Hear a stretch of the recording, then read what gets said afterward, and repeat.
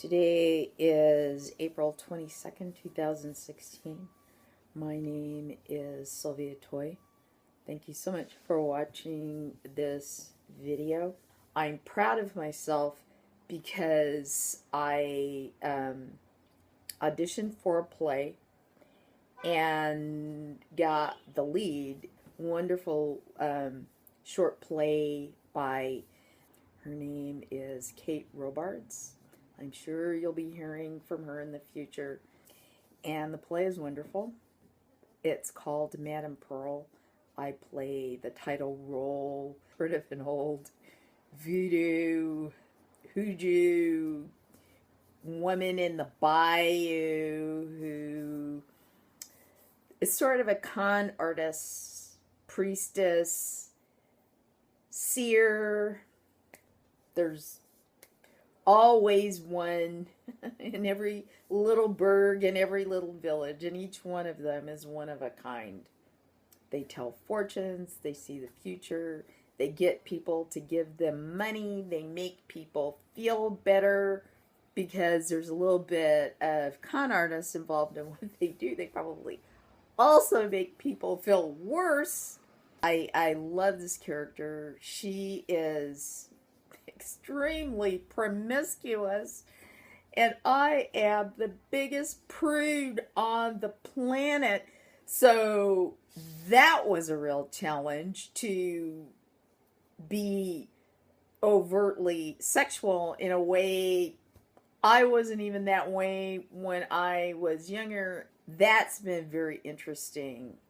I really needed a challenge.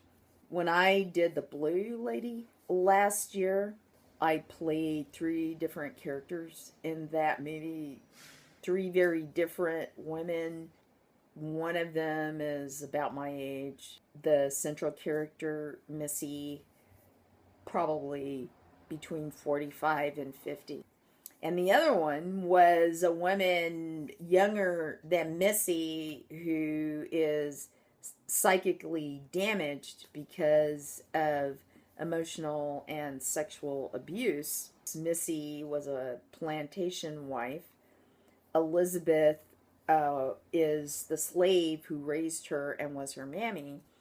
And Lolly, the mentally disturbed woman, was a child on the plantation when her master began to abuse her, and Missy sort of adopted her. Lolly is sort of like Missy's pet. I think the reason why I could make the characters work is because they're so obviously different from each other. I'm not saying that I didn't feel challenged, that I didn't feel like I had to stretch myself. Missy is a dingbat, and she's still a daydreamer. I mean, she daydreams like women in their teens and 20s, hopefully not into their 30s, daydream about romance and love, and I've just never been that kind of person. So they're all very different from me, and also different from each other, and it was a sort of acting class to make them ping off each other in an interesting way. Since then, I have been working on mostly on voice, performance art web series in which I am Psyche Lissa Echo Smith, a woman who has been diagnosed as bipolar. She's unprepared to be mentally ill, which probably no matter what age you are, you can't be ready for it. But it's a fantasy, and it's completely designed. A lot of it is silent because her psychoses, who start going off into outer space with each other, Echo and Lissa, they don't talk to each other. And Lissa and Psyche when they are both talking, they're talking over each other. They're sort of oblivious to each other's presence. Each one knows the other is there, but doesn't care. Psyche is pretty desperate because her husband has left her. He tried being a caregiver and it didn't work. Psyche is a lot different in personality than me. She's not really an independent person. She also is a frustrated artist, and I'm not like that.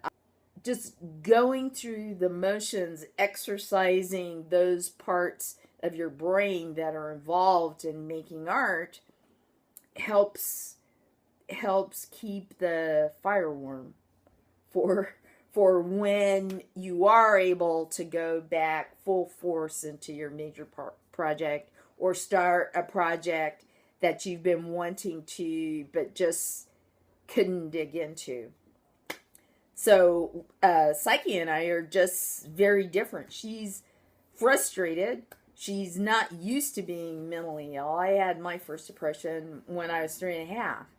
And my first episode of hypomania right around my 10th birthday. But there's so much technical stuff involved with voice, special effects, walking in slow gravity on the moon, floating in outer space, floating past Earth in outer space. There's costumes and get-ups.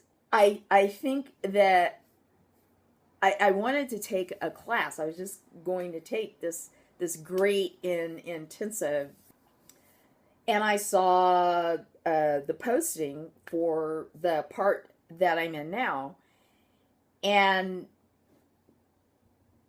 we're under just a really talented director who has over 20 years of acting experience himself. So he really knows how to talk to us, in addition to having a lot of vision and big picturing as a director, as well as all those little details that the actor, you have tunnel vision when you're developing a character and playing a part.